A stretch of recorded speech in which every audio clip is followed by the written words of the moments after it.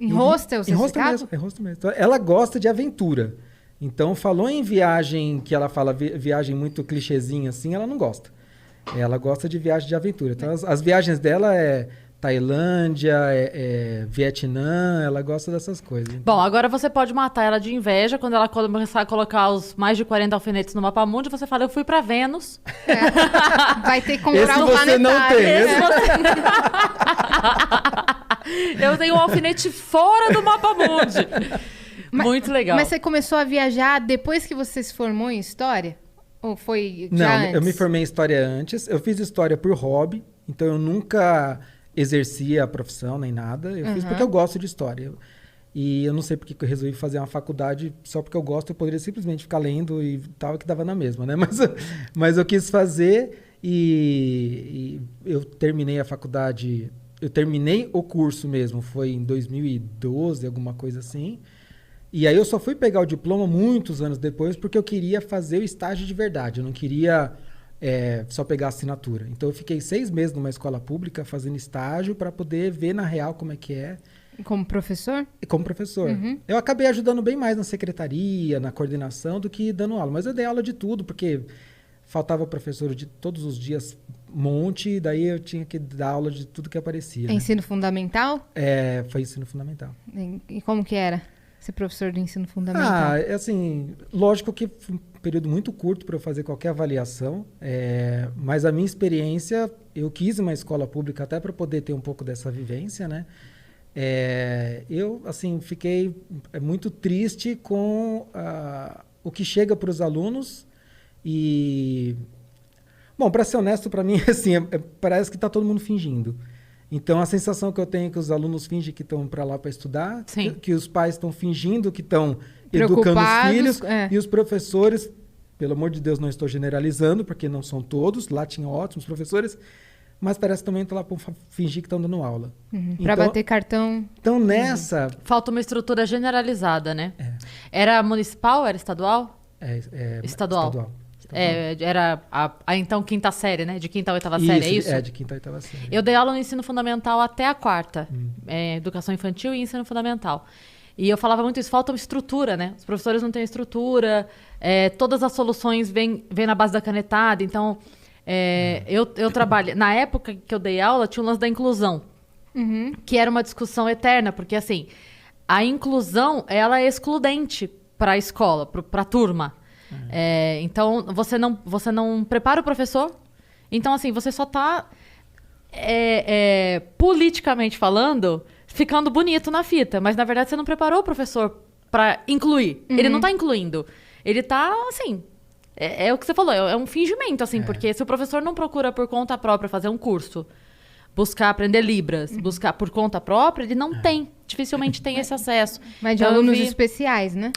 Então eu já vi, assim, na educação infantil, eu já vi amiga minha que recebeu uma criança autista, né? Eu não sei se tem algum termo específico para isso, se tiver, me perdoem, eu, enfim, desconheço. Não, mas é que eu não sei se tem algo portador, eu não sei se tem alguma coisa assim, mas enfim, eu tô falando aqui...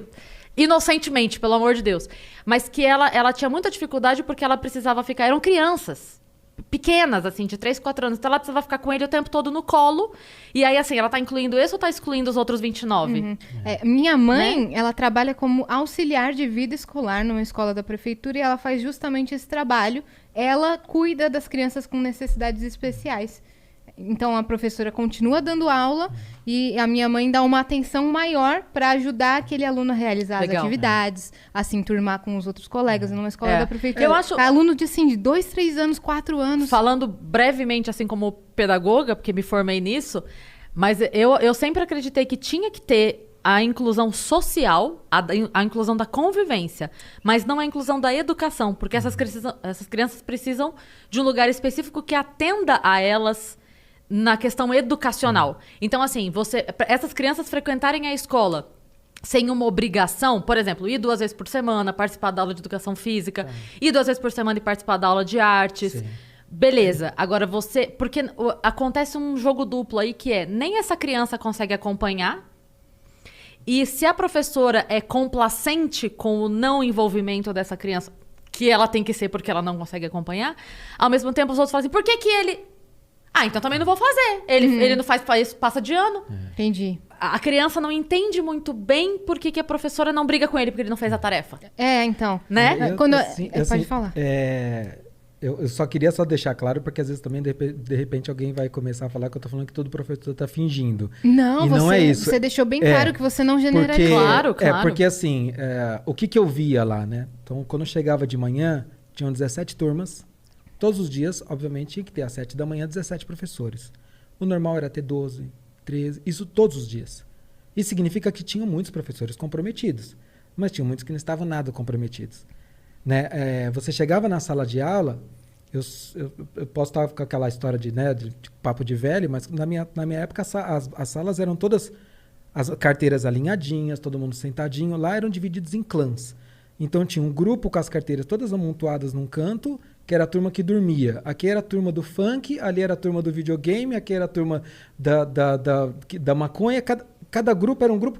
E eles ficavam com a carteira virada de costas pro professor. Uhum. E eu cansei de entrar em sala só para assistir a aula do professor, então isso não era comigo, era com todos os professores. E aí tinha sempre, numa sala de 30, 40, tinha 5, 6, que eles catavam a carteira e levavam para frente para conseguir ouvir o professor.